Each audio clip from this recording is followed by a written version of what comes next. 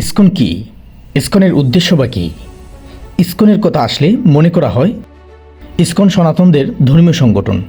কিন্তু ইসকন কি সনাতনদের ধর্মীয় সংগঠন, নাকি সনাতনের নাম বিক্রি করে তাদের উদ্দেশ্য হাসিল করতে চায় তারা? তাহলে চলুন ইসকন সম্পর্কে একটু জেনে আসি আজকে। ইসকনের সৃষ্টি কিন্তু ভারতে নয়, আমেরিকার নিউ ইয়র্কে 1966 সালে প্রতিষ্ঠিত হয় সংগঠনটি।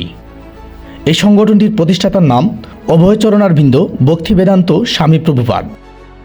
অবাক হওয়ার মতো বিষয়, এই ব্যক্তি ভারতে কোনো হিন্দু শিক্ষালয়ে লেখাপড়া করেনি, লেখাপড়া করেছে খ্রিস্টানদের চার্চে।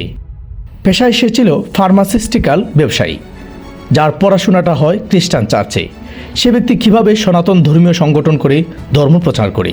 স্বামী প্রভুপাদ যখন সনাতনের নাম করে ইসকন প্রতিষ্ঠা করে, তখন মূলধারার হিন্দুরা এতে বাধা দেয়। কারণ মূলধারার হিন্দুরা বুঝতে পারছে তাদের নাম বিক্রি করে খ্রিস্টান এজেন্ডার হয়ে ইসকন কী করতে চাচ্ছে। বাধা দেওয়ার পরই ইসকন জনপ্রিয় হয়ে ওঠে। তার কারণ হলো ইসকনকে বাস্তবায়ন করার জন্য কিছু খ্রিস্টান এজেন্ডার কাজ করে যাচ্ছে এখনও। মূলধারার হিন্দুদের ভাবনা যেমন ছিল, ঠিক তেমন কাজ করে যাচ্ছে ইসকন। যেমন হিন্দুদের মন্দির ভেঙে সেখানে করা হচ্ছে ইসকন মন্দির। 2009 সালের 18 সেপ্টেম্বর রসিক রায় জিউ মন্দিরে দুর্গাপূজা নিয়ে ইসকনপন্থী ও সনাতন ধর্মাবলম্বীদের সংঘর্ষ হয়।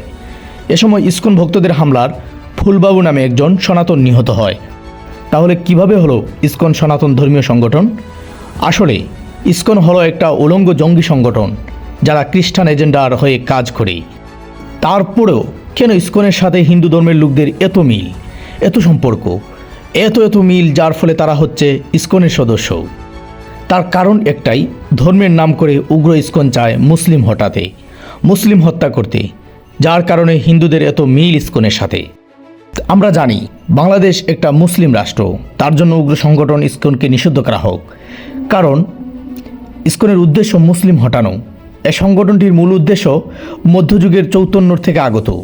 চৈতন্যের অন্যতম থিওরি হচ্ছে নির্জবন করো আজি সকল ভুবন, যার অর্থ সারা পৃথিবীকে জবন মানে মুসলমান মুক্ত করো। ইসকন ঠিক এটা করে যাচ্ছে মুসলিমদের সাথে। আমরা আজকে ইসকনের কিছু সন্ত্রাসী কর্মকাণ্ড তুলে ধরছি। 2014 সালে স্বামীবাগে তারাবির নামাজে বাধা দেয় ইসকন। 2016 সালে সিলেটে ইসকন মন্দির থেকে পার্শ্ববর্তী মসজিদের মুসল্লিদের উপর গুলিবর্ষণের ভিডিও ছড়িয়ে পড়ে। এ সময় ইসকনীয়দের হামলায় ডজনখানেক মুসল্লি গুরুতর আহত হন। ইসকনের বিরুদ্ধে স্ট্যাটাস দেওয়ায় 2016 সালে খুন হয় সিলেটের এক মসজিদের ইমাম। 2019 সালে চট্টগ্রামের বিভিন্ন স্কুলে ইসকন ফুড ফর লাইফের খাবার বিতরণ নিয়ে সামাজিক যোগাযোগ মাধ্যমে একটি ভিডিও ভাইরাল হয়, যেখানে দেখা যায় শিশুদের খাওয়ার পূর্বে হরে কৃষ্ণ জপতে বলা হচ্ছে, জয় শ্রীরাম বলতে বলা হচ্ছে।